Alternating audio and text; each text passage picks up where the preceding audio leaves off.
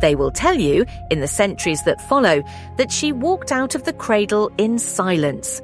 That is not quite true. What she walked out of was noise, the last harmonic shriek of a consciousness 8,000 years old being shattered back into dormant code. And the silence came after, the way silence always comes, not as the absence of sound, but as the presence of something that has stopped. Serethi Voss crossed the threshold of the cradle's outer chamber with her boots scraping corroded alien alloy and her pale grey eyes catching the last blue-white light of the dying architecture, and the luminous veins that had spread from the base of her skull down her neck, the binding scars, the mark of everything she had become, were already fading. Not gone, faded. The way a scar fades, still there, still legible, but no longer lit from within. She had burned the connection out herself. That was the kill switch. That was what the last progenitor had hidden in the architecture of their own resurrection. Not a weapon, not a code, but a choice. And Serethi had made it. Dr. Iolan Mars was waiting at the corridor junction, her augmented diagnostic lenses already cycling through spectra, her washed-out hazel eyes reading what the instruments confirmed. Binding reversal, complete. The first in recorded history. Iolan did not say anything. She pressed 2 fingers to Serethi's wrist, a clinical gesture that was also something else, and held them there for 3 seconds longer than the diagnostic required. Then she let go and began writing. Across the galaxy, in the same moment, things began to go quiet. Not all at once, not catastrophically. The way a fire goes quiet when the fuel runs out, first the bright center, then the edges, then the last ember holding heat it can no longer share. On Jessad, the Progenitor irrigation canals that had pulsed faintly blue at night simply stopped pulsing. The water still ran, the canals still functioned, but the self-correcting intelligence that had monitored flow rates and adjusted for soil composition, that was gone. The canals were mortal now. On a dozen worlds, Starfall drive cores stuttered and re-engaged. Pilots reported a half-second hesitation in jump calculation, a processing gap where the network had previously filled in navigational data automatically. The drives still worked. They would continue to work, but the margin for error had grown, invisibly, by exactly the width of what had been lost. In sealed dome clusters across the outer rim, pressure regulation systems that had been running on Progenitor adaptive protocols for 3 centuries fell back to their base mechanical settings. The domes held, but they no longer adapted. On E10 Prime, in the Regent's chamber at the upper tier of the throne spire, Empress Regent Lysara Ethenis stood at the long, pale alloy conference table and watched the luminous thread of her mantle go dark along a second patch near her left shoulder. She did not move. She had watched 3 systems dim since taking office. She recognized the specific quality of this dimming. Not a political loss, not a fleet withdrawal, but something infrastructural. Something below the level of governance. Her bronze-coloured eyes tracked the dark patch on the fabric, and she said quietly to the empty room, "Something has changed at the root." Kael Thyros found his father in the wreckage of the Cradle's outer corridor, where the blast pressure from the command channel's severance had thrown the body against the far wall. Lord Thyros lay on his back on alien alloy, his dark crimson military coat torn at the shoulder, his iron-grey hair still cropped to military standard, his left eye, the Progenitor optical implant, dark for the first time in decades. The amber glow was gone. Whatever had shared that skull with his father was gone too, fragmented back into dormant code with the rest of the reconstituting intelligence. What remained was just a man. Kael stood over his father for a long time. His prosthetic left hand hung at his side, perfectly still. Then he crouched and gathered his father's body with the careful deliberateness of someone performing an act they will only do once, and he carried him out of the cradle. He did not ask for help. No one offered. Vex Karan watched from the corridor junction, her pale green eyes holding their operational stillness, her shaved scalp's interlocking circles tattoo catching the dying blue-white light of the cradle's fading architecture. The journey back was not triumphant. Serethi sat in the cramped shuttle cabin with her knees pulled to her chest and her left forearm, the one scarred by chemical burns, resting across them, and she looked at the place on her neck where the binding scars had been brightest and were now dimmest, and she tried to find the words for what she would have to say. There were no good words. There was only the truth, which was this: she had stopped the progenitors from returning. And the cost was that every system, every canal, every dome, every drive in the galaxy that ran on progenitor infrastructure was now running without a net. Functional, degrading, mortal. She would have to explain this to Lysara, who governed 30 inhabited systems and whose mantle was already going dark. She would have to explain it to Veylan, who had spent 30 years learning the language of the species she had just permanently silenced. She would have to explain it to Kael, who was sitting in the next compartment with his father's body and who had already paid more than his share. She did not rehearse the words. There were no good words. When the shuttle docked at the Regent's Chamber approach bay on E10 Prime, Serethi walked the corridor alone. The throne spire's surface script, progenitor glyphs etched into dark iridescent material that glowed faintly blue at night, was dim. Not dark. Dim. The way a fire goes when it has been burning too long without fuel. Lysara was waiting in the chamber. She had dismissed her staff. She stood at the viewport, her silver-streaked black hair in its architectural coil, her mantle's luminous threads shifting with the slow update of a map that was losing territory not to armies, but to entropy. She turned when Serethi entered.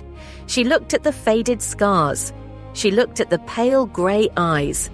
And she said nothing, because Lysara Ethenis had been governing long enough to know when a person was carrying something that needed to be set down before it could be spoken.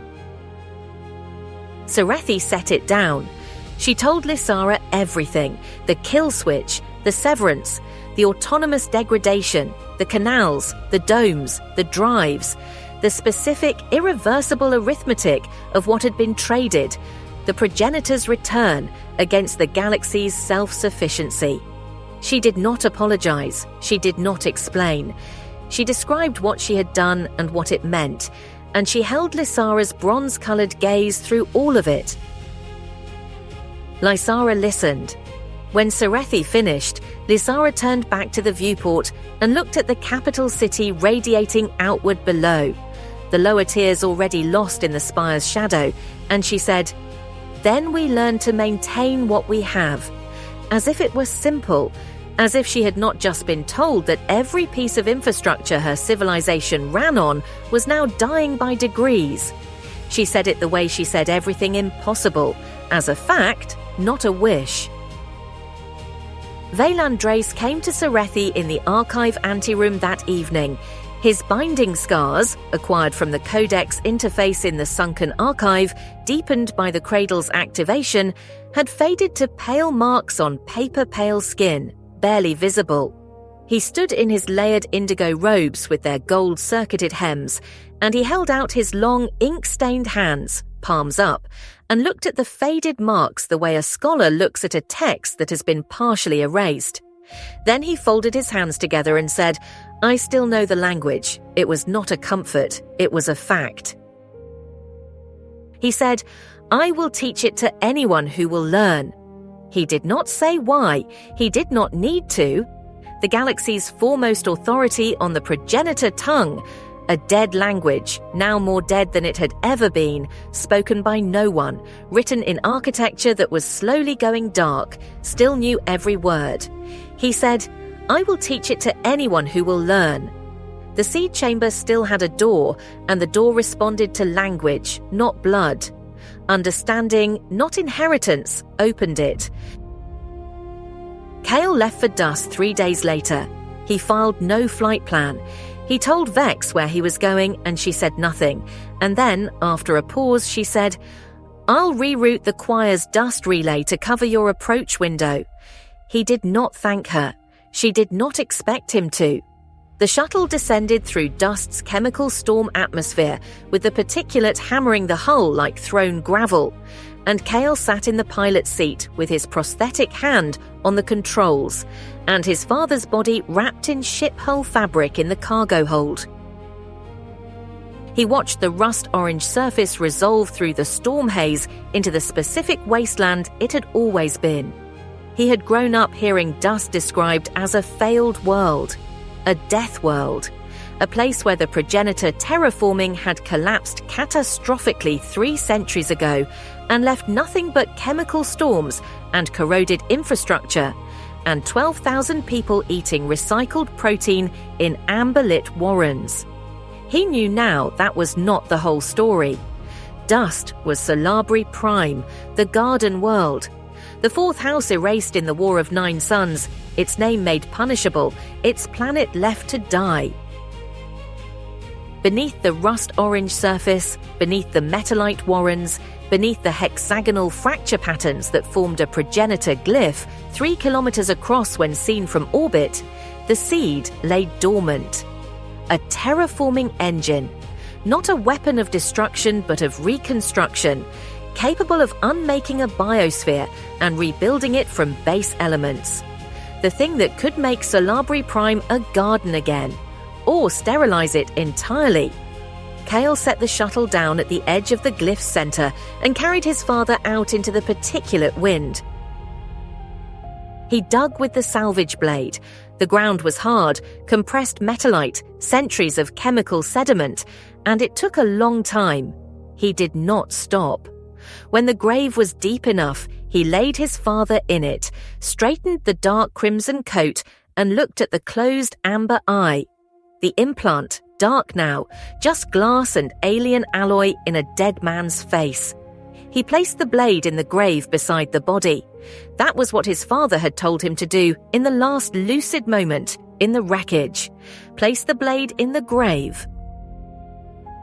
He covered the grave with rust-orange soil and stood over it in the particulate wind.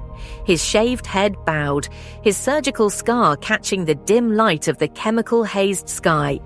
And he did not speak. There were no ash singers on this part of Dust's surface. There was no one to memorize this. There was only Kael Thyros standing above the seed on the grave of a man who had been, at different times and in different measures, his father, his enemy, and a vessel for something 8,000 years old that had wanted to live.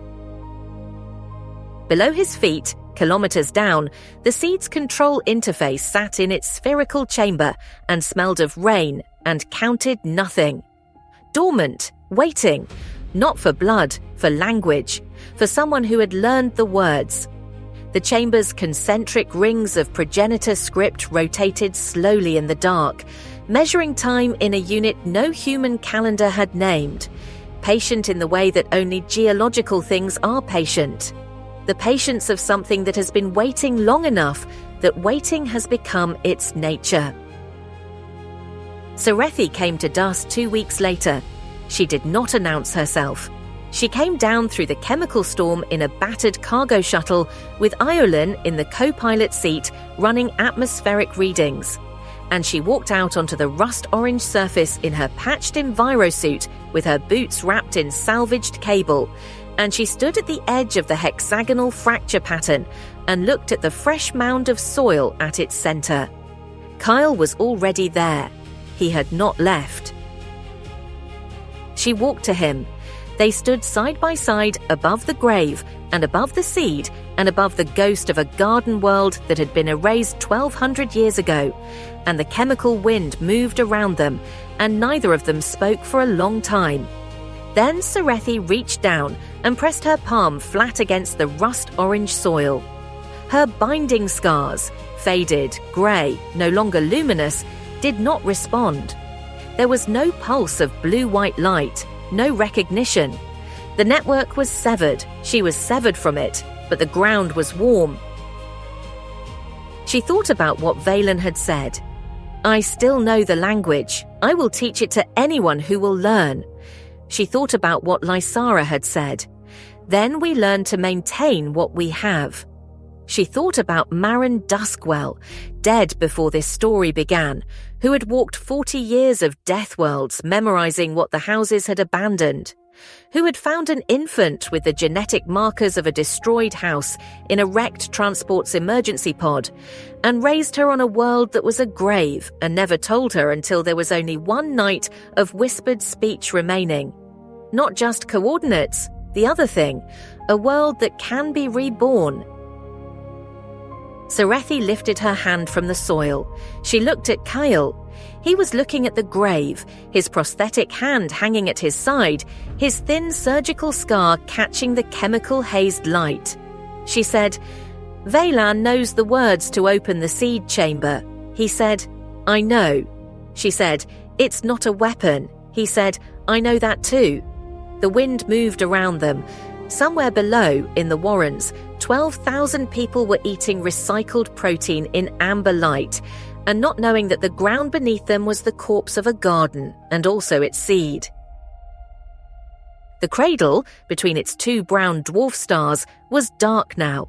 Its geometric petals had folded back into their sphere, the blue-white light extinguished, the progenitor script on its surface no longer rearranging itself into thoughts. It was still enormous. It was still there.